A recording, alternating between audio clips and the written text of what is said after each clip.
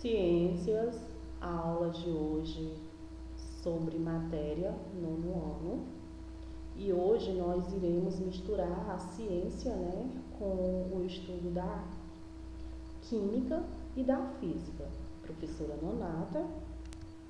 Porém, matéria.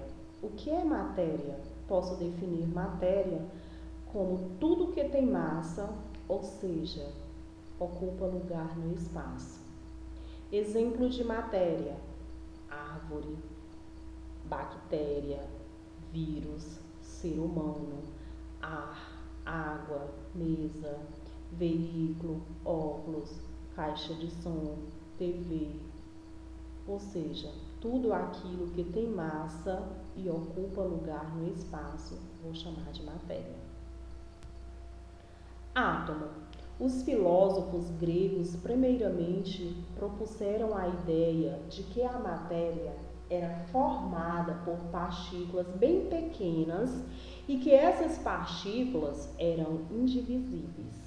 Essas partículas foram denominadas de átomos. Porém, na Grécia Antiga, esse raciocínio ele era contestado pelos defensores da teoria dos 4 elementos. Esses 4 elementos eram terra, água, ar e fogo. Temos aqui os modelos atômicos. Iniciaremos logo com Dalton, em 1803, que ele retomou já as ideias de Demócrito e propôs o seguinte, que a matéria era formada por átomos, que são partículas minúsculas, maciças, esféricas e indivisíveis. Esse modelo fazia uma analogia à estrutura de uma bola de bilhar. Todos os átomos seriam assim, dizendo Thomson, diferenciando-se somente pela massa, tamanho, as propriedades para formar os elementos químicos diferentes. Então, essa era a ideia que Dalton, afirmava de como seria o átomo.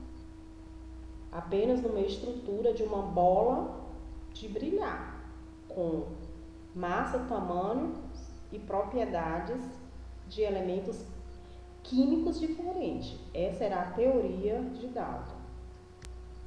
Porém, Thomson, ele propôs o seguinte em 1898, que o átomo era constituído de uma partícula, esférica de carga positiva, não maciça, incrustada de elétrons negativos, de modo que sua carga elétrica total era nula.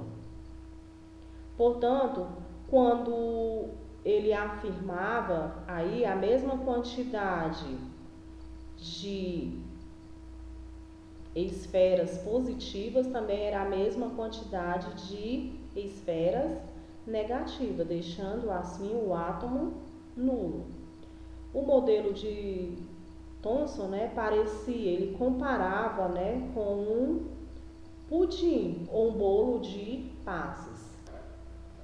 Rutherford, por meio dos resultados desse experimento, Rutherford percebeu que, na verdade, o átomo não seria maciço, como propôs os modelos de Dalton e de Thomson.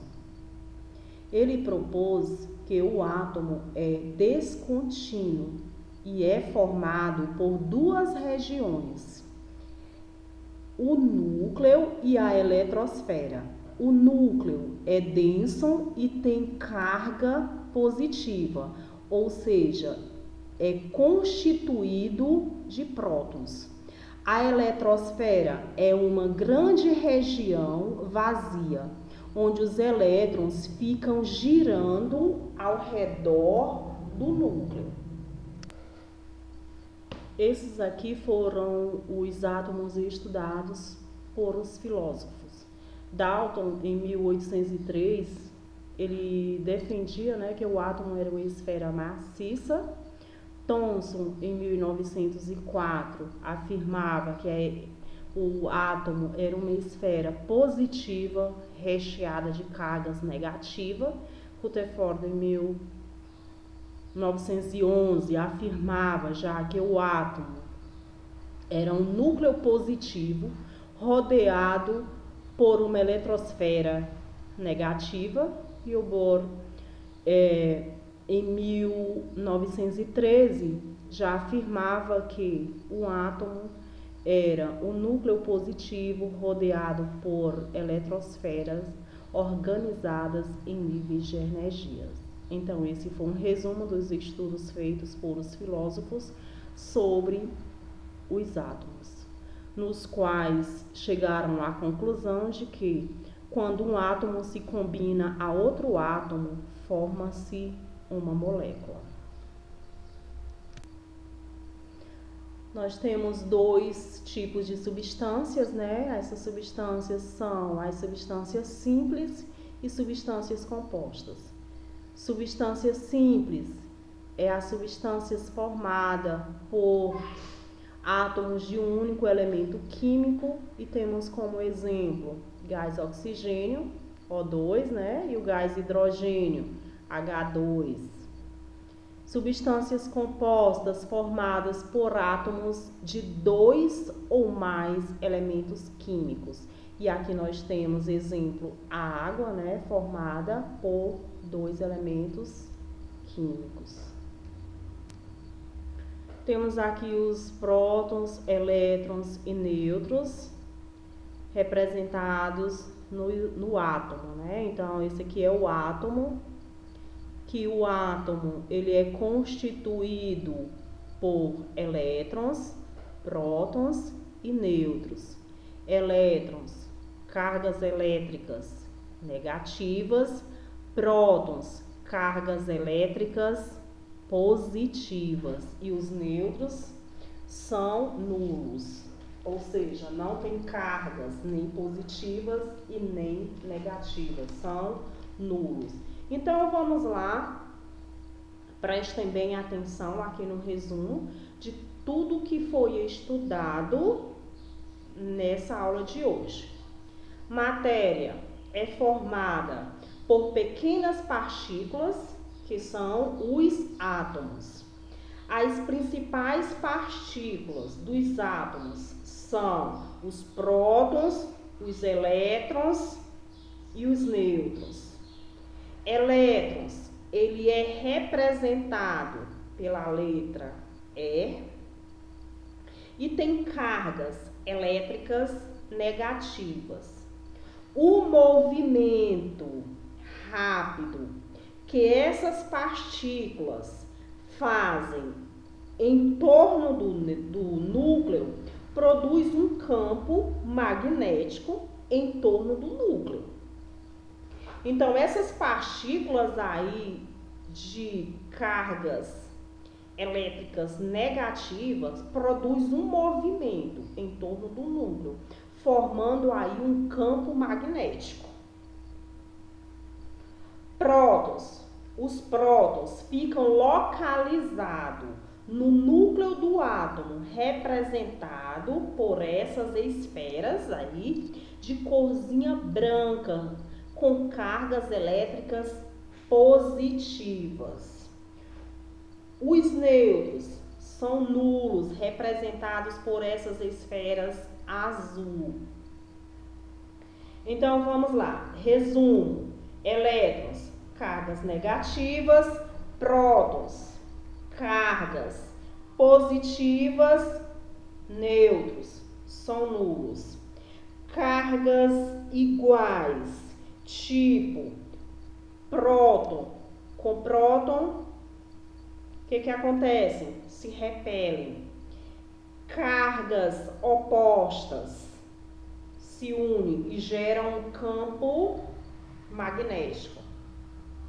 E no caso aí de cargas opostas, nós temos os elétrons com cargas negativas e os prótons com cargas positiva. Então, esse foi o resumo da nossa aula de hoje. Espero que vocês tenham entendido. Caso fiquem alguma dúvida, estou aqui para tirar a dúvida de vocês.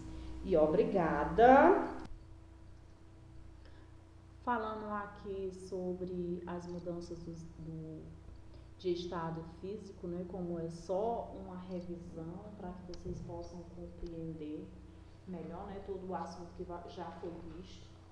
Então, as mudanças de estados físicos, ela pode ser do tipo, por exemplo, a passagem de estado gasoso para o estado líquido, né, que a gente vai chamar de condensação. A passagem do estado líquido para o estado sólido, iremos chamar de solidificação. Isso ocorre na superfície, né, de lagos congelados, por exemplo. A passagem do estado gasoso diretamente para o estado sólido é chamado de sublimação. E a passagem do estado sólido para o estado líquido chama-se fusão. Evaporação é a passagem do estado líquido para o estado gasoso, né? E pode se dar de duas formas. A evaporação, que ocorre lentamente por uma poça, né, na calçada, que seca ao sol, ou a ebulição, que é bem mais intensa na forma de bolhas de água no interior do líquido, é o caso da água fervendo, né, no caso de uma panela. A passagem do estado sólido para o gasoso também chama sublimação. Então, esse processo ocorre, por exemplo, com um material conhecido como gelo seco, né, que pode acontecer aí esse processo de sublimação. Então, aqui nós temos as mudanças, né? Esse aqui é o ciclo, né, de como acontece essa passagem, né, dos estados físicos da água. Então, agora iremos já fazer uma pequena revisão também. Pronto, agora nós iremos aqui revisar, né, um pouquinho sobre balanceamento de equações químicas, que é o modelo utilizado em diversas áreas da química para determinar a quantidade de matéria de cada uma das substâncias participantes da reação, bem como estabelecer aqui as proporções existentes entre os componentes. Para fazer o acerto dos coeficientes de reações químicas, iremos utilizar o método das tentativas, que consiste apenas em contar o número de átomos dos reagentes e dos produtos. A partir daí, irá facilitar quando você começa acertando primeiro os metais, segundo os ametais, depois os oxigênios e, por último, o hidrogênio. Certo? Então, nós temos no livro de vocês aqui dois exemplos. Então, nós temos aqui o exemplo, né, que também tem no livro de vocês, na página 113, que fala sobre o balanceamento de reações químicas. Aqui vocês podem perceber que tanto a lei da conservação da massa quanto a lei das proporções definidas tem reação como o fato de que as reações químicas, os átomos, eles não vão se alterar. A formação e a decomposição das substâncias vai acontecer aí só o rearranjo dos átomos. Mas os que formam os reagentes são os mesmos que formam os produtos. Então, a partir dos reagentes, né, iremos formar os produtos. Os mesmos que formam os reagentes também irão formar os produtos. Aqui nós temos 4 moléculas de átomos de hidrogênio, né? Isso somada a duas moléculas, né, de oxigênio, H2 e O2. O que vai acontecer aí no balanceamento das equações reações químicas. Exatamente as proporções entre os reagentes de uma reação. Né? Nós pegamos aqui o oxigênio e vieram 2 moléculas de hidrogênio no balanceamento. Em seguida, a mesma coisa. Uma molécula de oxigênio se juntou-se, né, a 2 moléculas de hidrogênio. Acontecendo aqui a reação química balanceada entre hidrogênio e gás oxigênio, que vai formar, né, formando aí a fórmula da água, H2O. Então, essa aí já está balanceada, né? Partindo daí, nós temos o que o famoso Lavoisier fala, né? Que nós nada, né, se inventa, né? Considerando o pai da química, né, Lavoisier, né, que foi o primeiro a observar que o oxigênio, em contato com a substância inflamável, ela produz combustão.